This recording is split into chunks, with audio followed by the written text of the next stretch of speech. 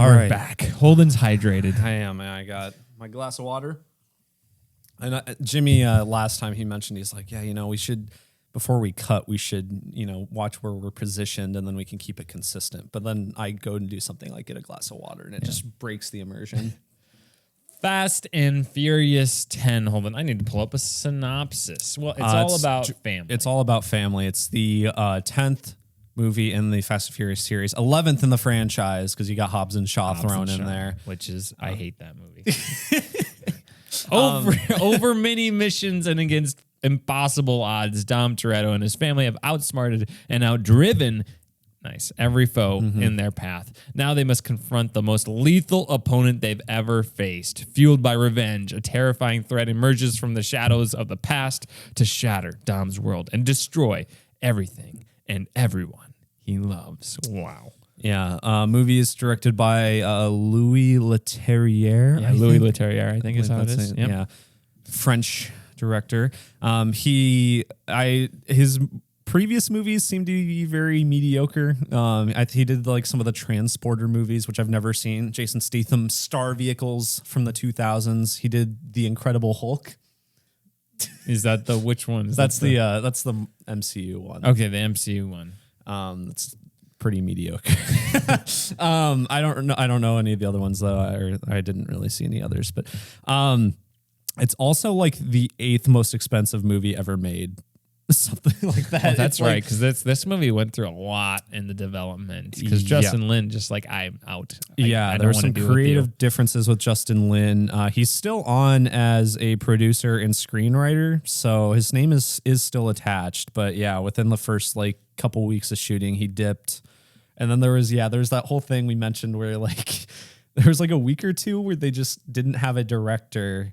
And so they were just like wasting money that whole time because they had to like pay everyone that like wasn't able to work. So yeah, budget of $340 million. That is a lot of money.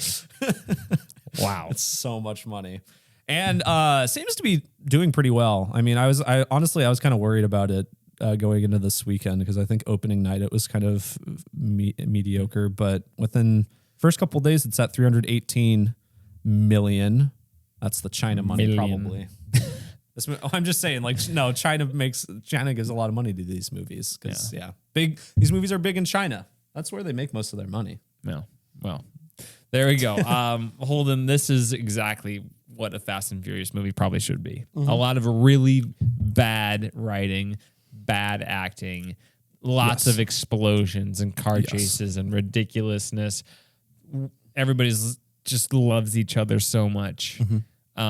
Just an over-the-top villain played by Jason Momoa, who knocks it out of the park. He is so much fun to watch. He's a scene stealer. Jason Momoa in this movie is just throwing everything at the wall. He came in and probably, writer, director are like, all right, we need you to play an unhinged villain. He's like, you know what? I'm going to play all the unhinged villains. I'm just going to do everything. And it is really funny. It's just like an amalgamation of like different like unhinged characters. There's a lot of Heath Ledger Joker in there, like inspiration. I would say it's like Jason Momoa. We want you to be a villain who just doesn't care about anything, but we want you to have the mannerisms of Jim Carrey.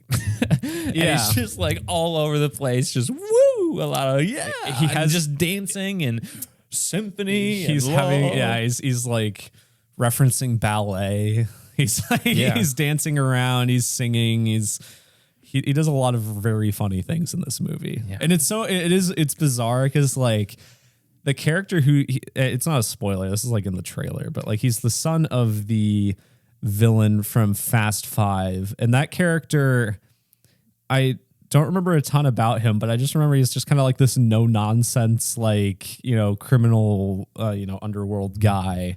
And this guy is his son. He's just like completely different. Like there's no overlap there. It's very funny. He is probably the best part of the movie.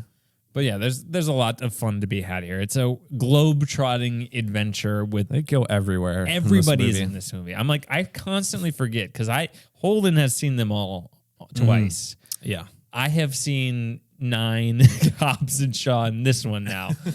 And I'm like, I forgot that all these people are in these movies, because holy smokes, there are just so many people.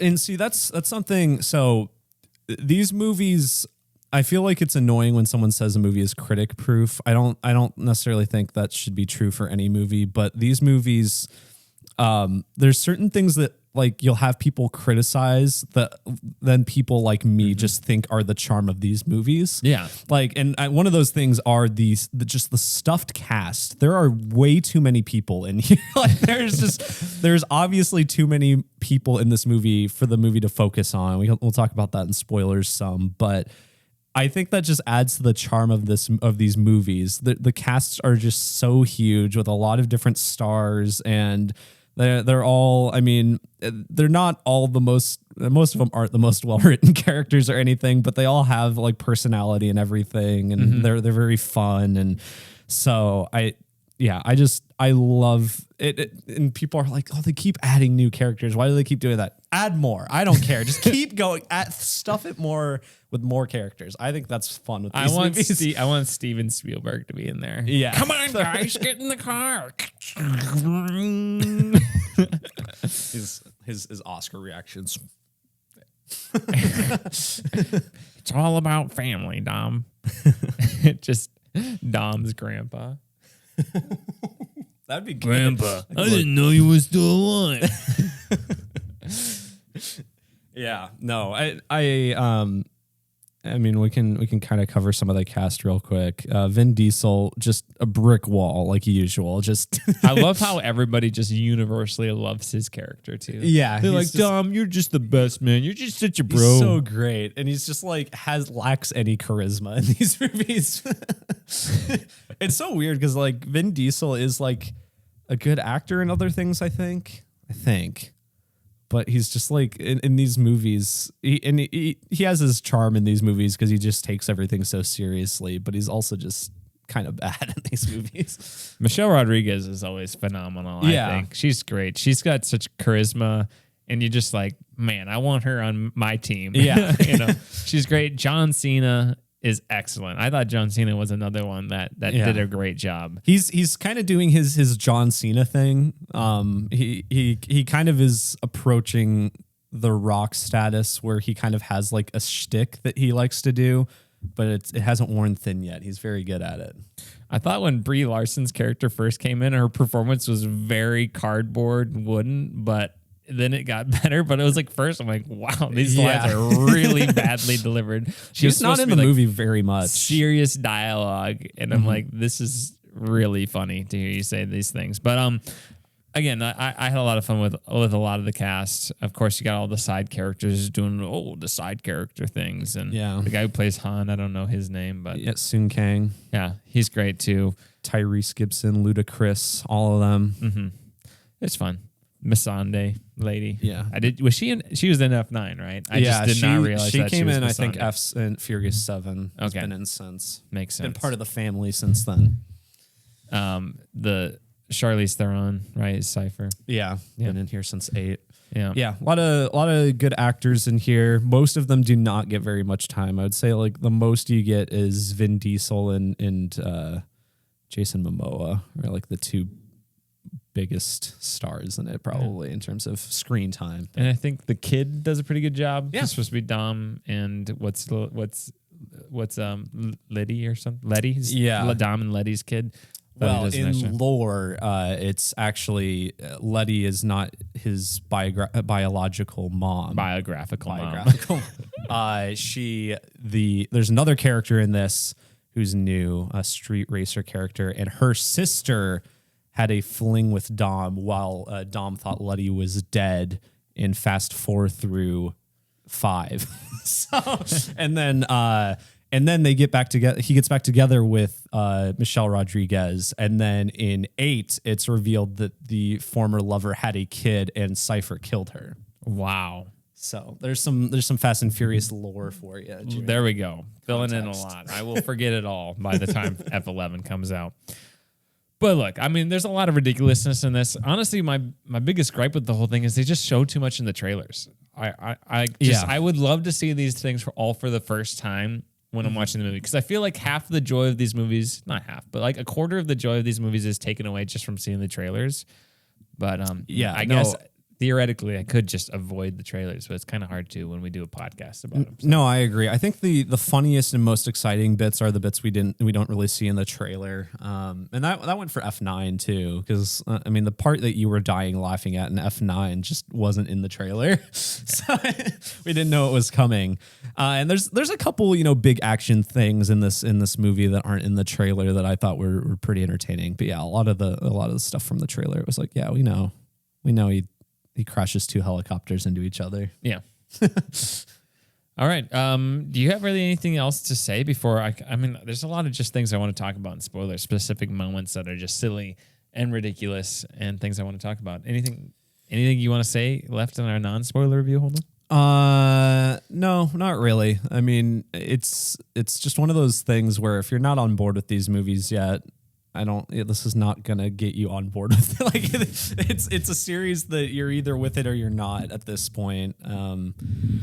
But yeah, as you said, writing is pretty bad, but also lends to it being absolutely hilarious a lot of the time. it adds to, like, this movie would be worse if it was written better. Like, honestly, the fact that it is so badly and cheesily written enhances the movie going experience. The other thing I'll say is just it's super long. It's like 2.5 hours, but it's fast paced. Yeah, you don't really feel it. There was like one point where I thought the movie was going to end at a certain point. I was like, wow, that's really it feels really short, but the fact that it kept going did not bother me. I did fall asleep during one scene, but I was going to fall asleep sometime in this movie because I was tired. Yeah. So I'm surprised you woke back up. I was worried I was going to have to cover the second half of this movie alone on the podcast. No, I just need a few minute power nap and then I'm good. And I think I picked a good scene to do it. So yeah, you picked the most pointless scene to do it. Yeah, sweet. So We'll talk the about worst scene. We'll talk about it in spoilers. Holden will fill me in. And what are you going to rate this out of 10, Holden? I think I give it a 6. Honestly, in terms of my rankings, I almost made a whole Fast and Furious ranking. I thought you would go a little higher than that. I don't. Okay, but here's the deal: 6 maybe as a movie, but as a Fast and Furious movie, what are you going to rank it out of 10? Or does it just make sense to just rank it in terms of the other movies? I feel like 6 is kind of my middle ground between the two. If I were to go out of Fast and Furious, it's probably like an 8. In terms of my rankings, this is probably like middle of the road. Fast and Furious. It's better than middle of the road. Middle of the road. Yeah, no, it's better than it's better than some of them. Thank you for defining that. I did not get that with middle of the road. Is it better than 9? Yeah, I think so. I think it's probably better than 9. Although I liked 9 more the second time, like I said last week. So I don't know. Maybe these movies. I think these movies, honestly, rewatching all of them, I thought they've gotten better the second time. So I think that's gone for all of them. Oh boy. Hobbs and Shaw as well. All right. Well, I'm going to say, obviously, look, if you're on board, if you're on the fast track with these movies, you're going to like this one too, right? I mean, it's just everything you would want in a Fast and Furious movie. I haven't heard anybody be like, man, I don't like this. I'm a Fast and Furious fan, and I don't like Fast 10. Have you heard anybody say that? No, and all the negative things I've seen online, it's just like people like, oh, this series has jumped the shark. It's like, where have you been? Like, what do you mean?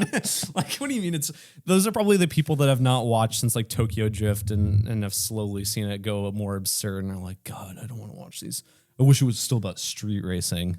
There is street racing in this. I mean, not really, but kind of. Every one of these movies, aside from Hobbs and Shaw, because it's a spinoff, every one of these movies has to shoehorn in a street racing scene. Each of them has one. And it's so like half the time when they do it, it feels so like unnecessary. Like that did seem like a very pointless part of the movie. Yeah, but it's just kind of like I think it's obligation, but it's kind of funny at this point to see where they'll put it in. All right, what's the race? my Vin Diesel and my Mike Ehrman Trout are very close. You don't want to do that. A pimento sandwich. Yeah, look, I honestly think if you haven't even seen any of them and you're like, that looks kind of silly and ridiculous, go for it. I think it'd be kind of fun just to be thrown into it too, because like, who cares? Honestly, it's enhanced if you have seen them all. Yeah. But if you haven't, it's still hilarious to just watch all these characters who don't really have any depth. Yeah, to all these I ridiculous kind of want to things. know like what it's like for Jimmy to watch these, because I mean the series, as I've mentioned before, the series is obsessed with its own continuity. So there's like just so many references to other things, but yeah, no, just if Jimmy's like watching it, not picking up on it all. I feel like it's almost like the closest thing in the United States we have to like Bollywood movies, where it's just like insane stuff happening. So many characters. Who cares about what's going on? We just need musical numbers, really, at this point. I want to credit Cosmonaut Variety Hour on YouTube, who's a YouTuber I like to watch actively. He made a Fast and Furious video a few years ago where he describes it as like live action anime. Okay, like, I can see that too. It's, but yeah, it's just very over the top and very silly. I was about to have some deep insight about it. I can't remember. You'll remember in spoilers. That's going to be our tease. Yeah. Holden, let's dive into our spoiler review of Fast 10. If you don't want to hear these spoilers, of course, time codes in the description. Holden's going to save it for our spoiler review. So go watch it, then watch our spoiler review, or keep listening if you are on your podcast. All right, spoiler review starting now.